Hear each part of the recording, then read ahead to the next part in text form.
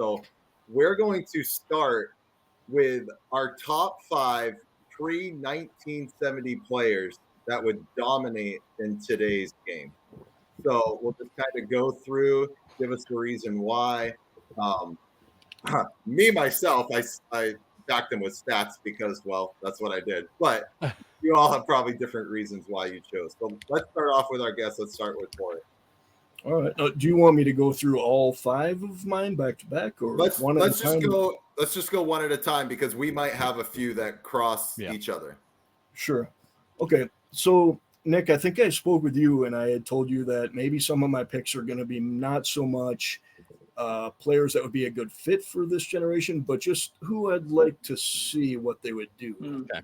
And I like that. I any different perspectives on this show we take. So We love it. yeah, let's see. So that kind of leads me to my first one, and I was kind of thinking about some of the more dominant pitchers of a certain era: Drysdale, Marichal, Koufax. But I landed on this guy because, one, I just would love to see how he dominated, and two, I would adore to see how he would handle a manager taking him out in the 6th inning or in the 8th inning when he had a no-hitter going. I think you maybe know who I'm talking about, Mr. Bob Gibson. Absolutely. Absolutely. Yeah, that would be awesome. And I mean, and I do think, to Nick's point about the stats, I think the stats would play too. I mean, the guy absolutely dominated his time. He broke baseball. I don't think we would have to worry about the stats, but I'm with you, Forrest. I mean, imagine. Yeah, so what? He's at 105 pitches. Imagine he's got a no-hitter in the 7th, and he's like, yeah, we're going to save your arm. He's like, save my arm? Like, that ain't happening. Yeah. No. Yeah, that's a good one. Dude, he would fight whoever came out to get him. Like, there's no way he's giving that ball up. Not a chance. Or Kevin Cash coming to get him in the middle of the World Series game. He almost fought with Tim McCarver just for coming out to talk to him. Yeah. I have Bob Gibson too. And I'm on that same wavelength. But to see what he would do to hitters because they're all showboating now, right? They take them deep. They're flipping their bats. What would Bob Gibson do to them? The next 5 batters would get it in the ear hole. Yeah, ear flap. Yeah. I didn't even really think about that. Yeah. But I would, yeah. Yeah, batters would hate him. Because he would brush you back just to get you off the plate. Then he'd drop a little curveball, down in the way just to mess with you. Like they'd hate him. They would hate him. I also wonder too on that same line, umpires now. I mean, umpires are the show now. Like you pretty much every game you turn on, whether it's national one, regional game, it doesn't matter. It's the ump show. I'd be interested to see how he would handle something like that. He hasn't even had an opportunity to retaliate in a quote unquote sense, right? Benches are warned. I can't imagine that's going to sit well with a guy like Bob Gibson. Like I didn't even have my chance. Right, I mean that's kind of the unwritten rule. Like we got to give me a chance, right? At the whole who was the Mets manager? Terry. Terry Collins. Yep. Terry Collins. Thank you. Yeah. I was just going to reference that too. You think Terry Collins was mad? Wait till you see Bob Gibson. Yeah, like, you got to give us a chance. That's another interesting one. The umpires kind of taking it over. And I don't know. That guy seemed to have quite a bit of fight in him. So I don't know how that would work. Be interesting though. I love it for sure. It'd be nuts. Gibson's a good pick.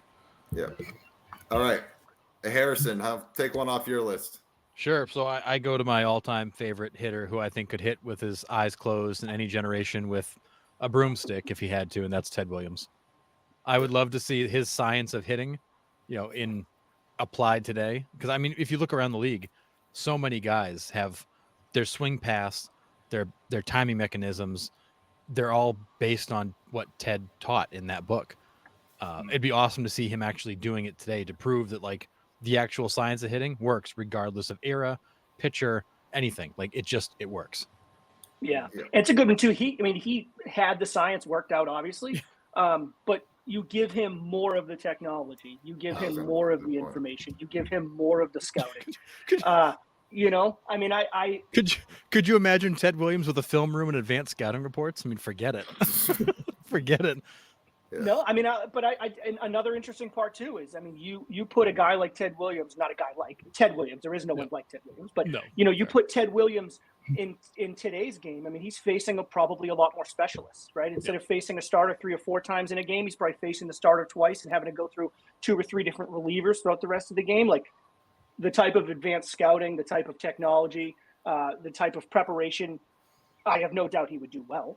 But it would just be another interesting type of, what are his splits beginning of the game versus starters versus, kind of specialist guys that are coming out in the 7th, 8th, or 9th.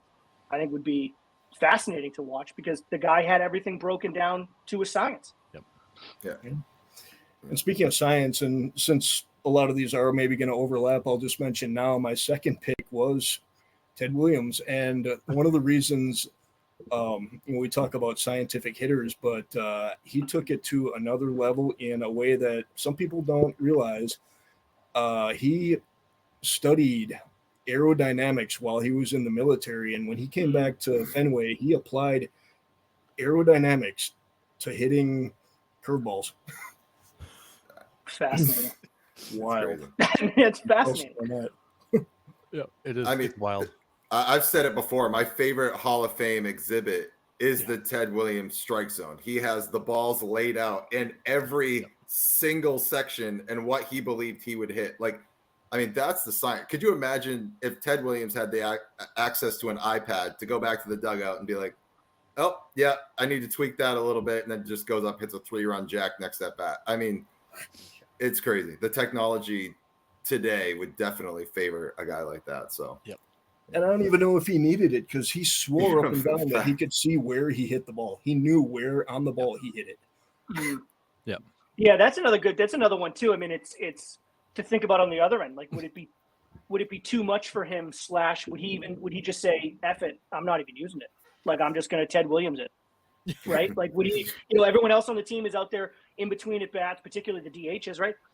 In between at bats, going through the iPad, studying. He's probably just like, nah, I don't need it. I know what I did. I know where I missed it. I know, I just know. I mean, imagine having that skill. It's incredible. yeah. He just made Ted Williams a verb. Yeah, we did. Yeah, right. We did. That's what we do on the show. Yeah. We make up a a lot of our own lexicon here. So, I'm so full of shit. It's crazy. Smooth line. I get in trouble for that. It's all you won't hear. Don't worry about it. All right. Number funny. 3. Go ahead, Forrest. Number 3. What do you got? My number 3.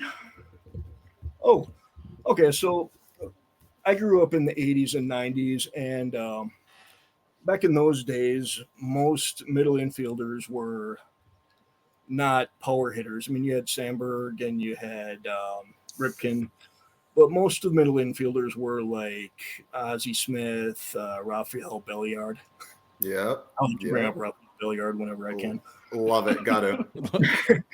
But my pick, he played first base just as much as he played shortstop. But in my book, he's a middle infielder, or for the purposes of this little exercise, he's a middle infielder.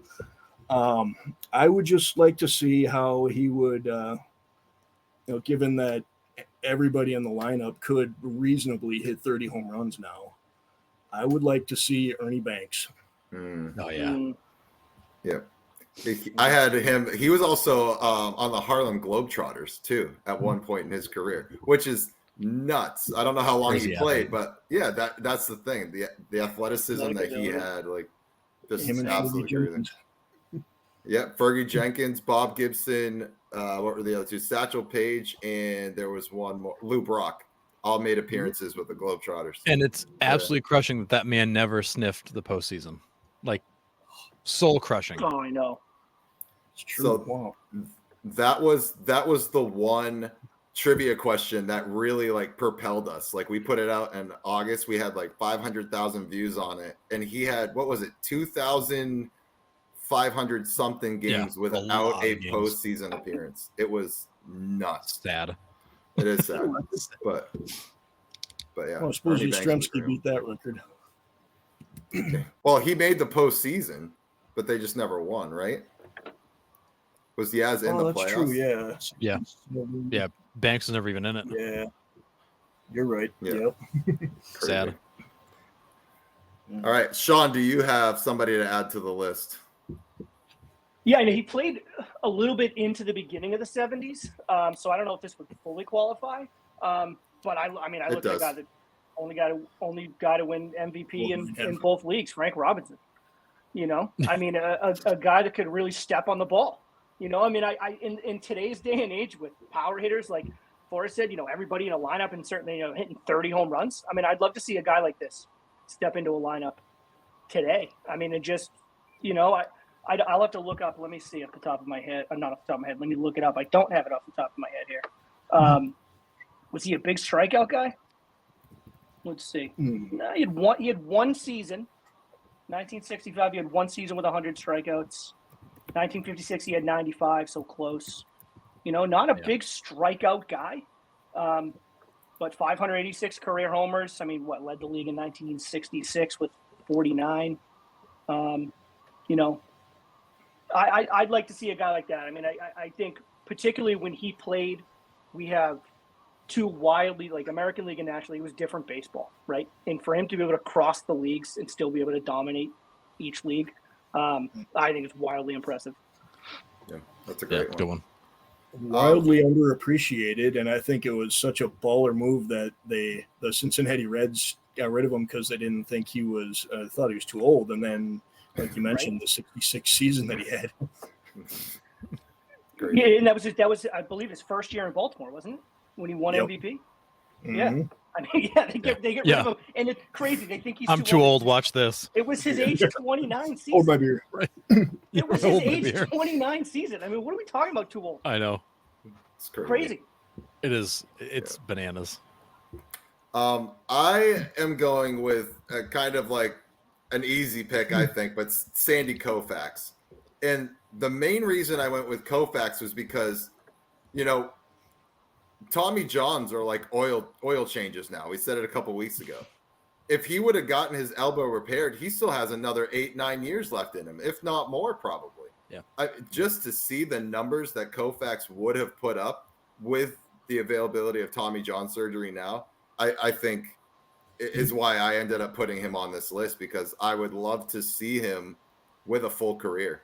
That's an amazing point. Like if he had been able to get a Tommy John, sat out for 14 months and came back and he was the same guy again, it's like a whole second career. Yeah, exactly. So, and that's why I went with him. And so, Yeah, kind of and scary to think about. Yeah. And he was kind of an odd case too, because he had like an 8-year career, and the first 4 years were like, like they were fine, but it wasn't like dominant Sandy. And then the last 4 years was dominant Sandy, Crazy. and it's like, imagine, you know, he was a bit of a slow starter. I mean, it is what it is, right? Some guys are, and if he was able to kind of get his arm fixed, I mean, does that 4 years of Sandy turn into 12 years? I mean, imagine. That's insane. Yeah. That would have been impressive. Yeah. He's the ultimate double what might have been, you know. Yeah. Start of his career, end of his career. Yeah, true. Yeah, we threw that around a couple weeks ago about like the greatest what ifs, because we were talking about Mike Trout and all his injuries and DeGrom. all of that. DeGrom, like a lot of these new guys, like what if they had a full career? What Byron Buxton, like what are the type of careers these guys would have put up? Like it's hard, and that's what makes baseball so crazy. Is like there's a lot of those stories out there. Like who are the greatest what ifs? We don't know. You just don't know. It's so nuts. many. Part of the game. All right. And that's it. I got another one for you, but this is for complete selfish reasons. With Full disclosure. Complete disclosure.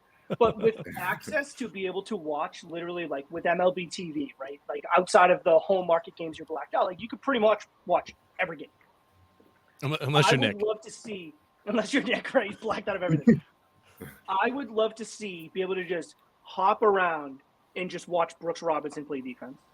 Oh boy. Right, like outside of like I mean, we talk about like, you know, even now in St. Louis, but really like the Colorado Nolan Arenado was just unbelievable. I mean, it was highlight after highlight every single night, and you had the ability to go on and watch it. You could just tune in and just watch it.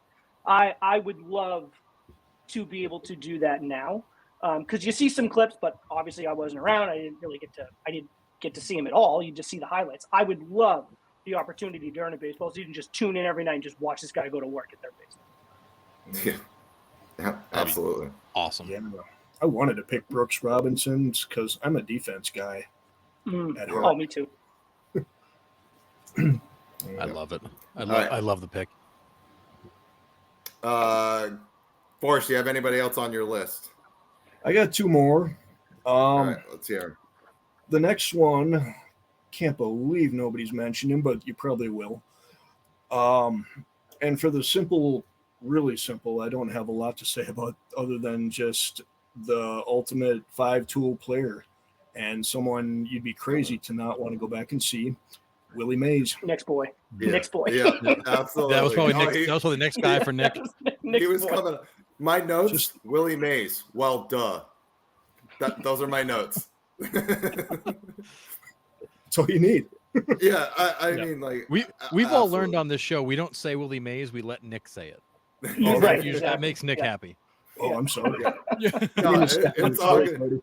It's all good. I got another one that I always bring up too, and that's Roberto Clemente. He's my all-time favorite baseball player.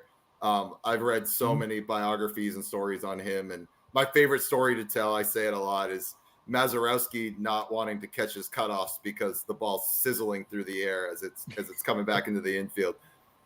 So I mean, I would have loved to have seen him, that cannon he's got strapped to his right arm, and the type of person he was off the field too. Like not just baseball. Like this guy was humanitarian all the way, like just played the game the right way, was an idol for everybody. And everyone respected him for that. So I mean, he's on the list that I would love to go back and see as well. That's a good one. I got a couple for you guys. Mm-hmm. Stan Musial, Hmm. who was like one of the best combinations of like power and average. He line drives in the gap, balls in the seats. The dude struck out like 30-ish times a year, walked almost 100 times a year. Like I think that, Is that good? his ability to is that good? I mean, it's okay. But I think his Anybody ability that to do strikes out kind of 30 times? everything. What was that? So is there anybody that only strikes out 30 times now? No. No. Guys that don't play.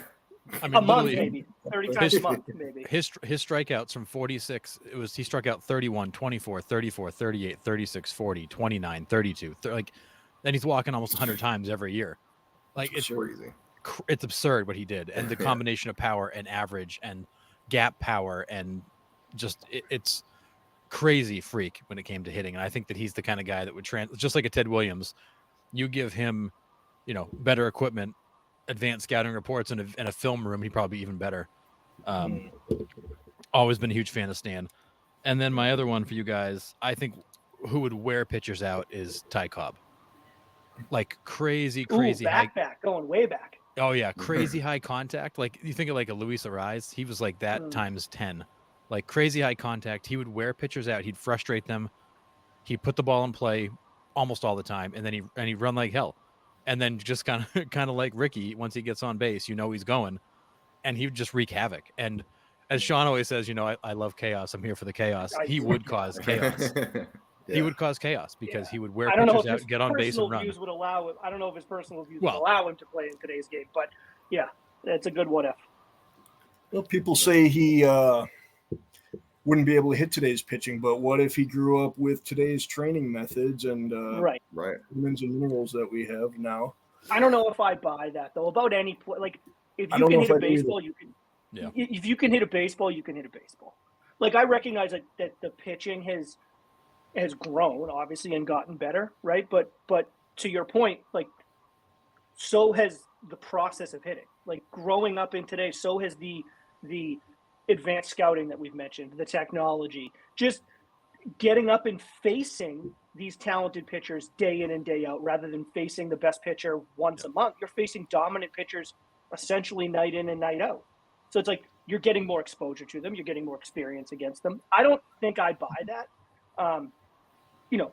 Would it take him a little? Maybe it might take him a bit. It might take him a little bit to kind of get used to. But I don't buy the fact that anybody, if you can hit a baseball, you can hit a baseball. It's the hardest thing to do in sports.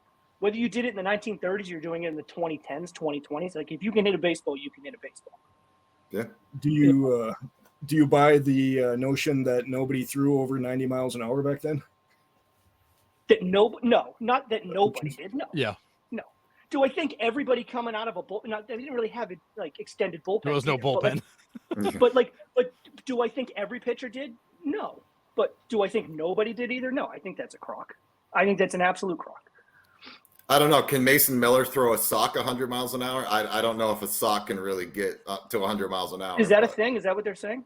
I mean, the dead ball era, was it like the balls are different, right? The balls were different back I then. thought there was like a story out there that said he threw a sock 100 miles an hour. Like, did I miss that story? What's going on? But the technology probably, but the technology of a baseball has changed too over the years. It has. So like, Sure. could a baseball actually max out at that velocity again? Well, I don't know. I mean, Possibly. Forrest, you're the history guy. Do you believe that nobody threw over 90? What's your take? I certainly don't believe that nobody did. Yeah, I think that there's certain circumstances that have developed over time that have allowed pitchers on the whole to throw much faster. But I mean, you say Walter Johnson only threw 90 miles an hour. I don't believe that. I think he was up there with some of the guys today. Yeah, so he was going to be my example to you first. But I mean, like, there are a number of stories out there that this guy could bring it, absolutely bring it. You know, and to sit there and think that this guy was topping out at 88, 89, 90, I don't buy that. I don't buy that one bit. No. I wish there was a way to tell. I wish there was a way to actually go back and be able to tell what these guys were throwing. Because I hate the stories of, they were throwing in the 80s and it was like men's league. It's like there's no way it was. There's no way it was like that. I mean, were the mechanics different? Was everything different? Yeah, but there's no way they were throwing in the low to mid 80s at the high end. Okay, so let's play this out though. Let's say, for the sake of the argument, that that's true. I don't believe it, but let's say for the sake of the argument that's true. And the fastest pitcher in those decades in that era was throwing 90, 91. You guys have faced mid to high 80s? It's hard to hit. It's still not easy. But at 88 is still really hard to hit. Like, if you can hit 88, you can hit 95. You just have to get your front foot down and time it up a little bit better. You're telling me that these guys that hit in the 400s as, for a season, high 300s against 88, 90 miles an hour couldn't cut it against 95, 96? Oh, no. I don't believe that. I don't believe that. It's an adjustment you have to make. But you make the adjustment. And these hitters weren't swinging custom cut low grain maple bats either. Like these guys were swinging like glorified telephone poles, whatever was being thrown to them. It's different. True. Like I think everything about it is different. You look at like those old timer bats in the Hall of Fame, goodness. and it's just like, dude, I couldn't even pick that up right now. No, the handle how are they as thick swinging as a can. It's like, how do you swing that thing? It's crazy, absolutely crazy. It's like swinging from the barrel. Literally. Exactly. Yeah, right, exactly. Yeah. It's I got one more for you guys, and it's along the same lines of the Frank Robinson, Harmon Killebrew.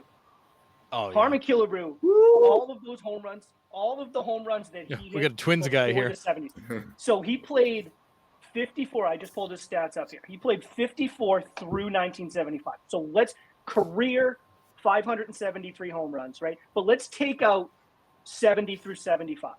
He hit 446 home runs before 1970. In the 60s alone, 62, 63, 64, 67, and 69, he led Major League Baseball with home runs.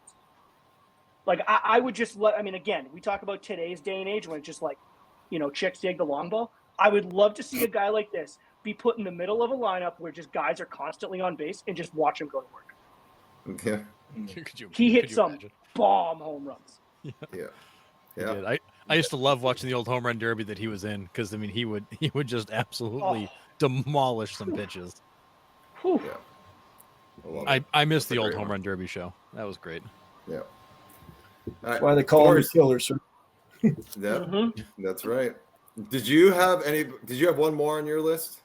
I had one more, and I wish I made it Rod Carew now, but I made it someone who's already been mentioned. It's Roberto Clemente, and just not only was he that 5-tool player, but again, just charitable and great ambassador for the game. I mean, he would have been he would have made the game much more of a worldwide thing much sooner.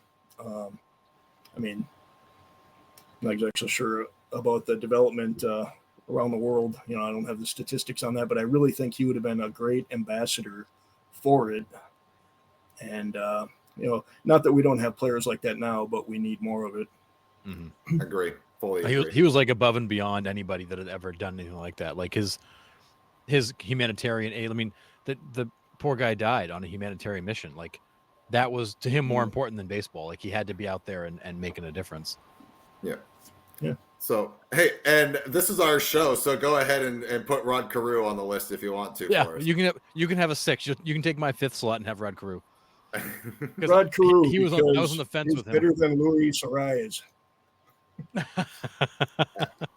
mean, it's hard to argue. Dude, I mean, it's hard to argue that, man. I mean, it's hard to argue that. I love It was Luis Carew- Arias. I wish the Twins would get him back. Yeah, no kidding. It was Carew, then it was Gwynn, and now like Larissa Rise has picked up that mantle of being like the contact guy. But like that's a dying breed. Those guys don't exist anymore. They just don't. Yeah. And was it, Carew played into the 80s, and maybe that's why I knocked him off. And that another person I knocked off my list was Reggie, because you don't need to have much of a glove anymore. You just need to hit bombs. And Reggie said one time that the only way I'm going to get a gold glove is if I spray paint it, and I think that's hilarious. that's the best. Yeah. Now I wish he had spray painted the glove and worn it on the field because that would have been amazing. Yeah. Or just get a gold glove like Lindor has every other night. Oh goodness gracious, yeah. But Oh, yeah, that that's ain't awesome. right. No, but yeah, those are awesome. Does anybody else have any other guys? I threw one name on my list that I thought would be fun. Along the same lines, it's kind of like a Ty Cobb, but I threw Rogers Hornsby on there going way back. Another guy who was high contact guy, mixing some power, but the kind of guy that would wear pitchers out. And you know, would he necessarily translate the best to Major League Baseball today? I don't know, but he was a super high contact guy, didn't strike out much, walked a lot, hit for some power.